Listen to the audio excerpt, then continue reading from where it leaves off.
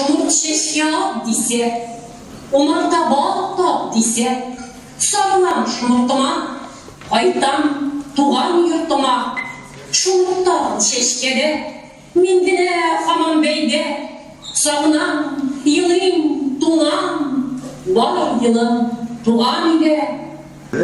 Ерақтағы көксіл кеңліклерге бір ғажапленіп барайым. Я дүния, нинди кең, нинди еркен син. Әмма шушы шексіз, нұрлы еркінлікте, шушы ерке, назлы, йымшық табиғат қышағында мен өзімні негедір бик ялғыз тоям.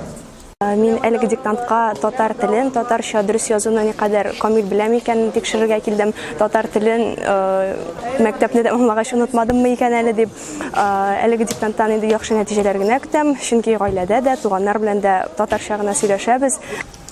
Тузанга баткан йонлаш тәпиләрен көчкә сирәп,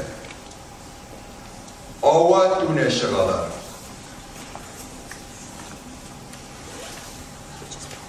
Ләкин шулай да бүтін хәрәкәттә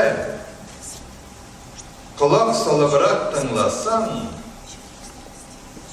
тынық қана гүләу. Бүтін біздің икенче җиргә башы. Нигә хәтта? Малайыз, әйләнәдә, игътибарлы булыгыз әнә. Әйләнәдә тын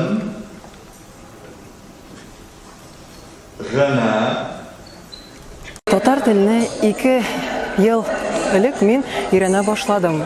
Бик күп китаплар укыдым. Аннары ана теле сайтына теркәлеп, анда күнегүләр ясадым һәм онлайн дәресләр укытучылар белән онлайн дәресләр үткәрдем. Бик шуңа күрә татар теле белән бәйле чаралар миңа бик кызык булды.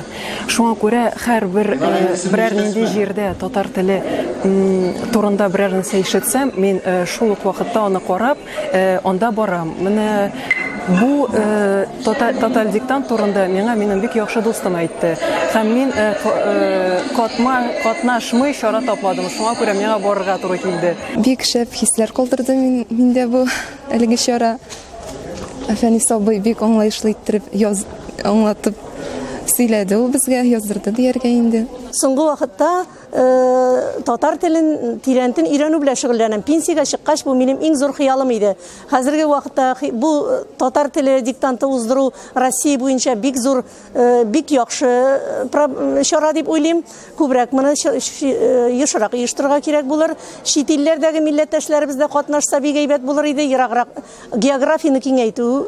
Чынлап та татар телен ешрак куллансак, тел ул кешегә генә бара. Мин үзем Казанга каршы мин татар мәктәбендә укымадым, ләкин кичкенә булган вакытымда мин 4 ел мәдрәсәдә укыдым һәм исемә төште, менә шул вакытта гына мин соңгы тапкыр язган булгандыр татар телендә диктант. Һәм шундый ностальгия хисләрен кичердем мин.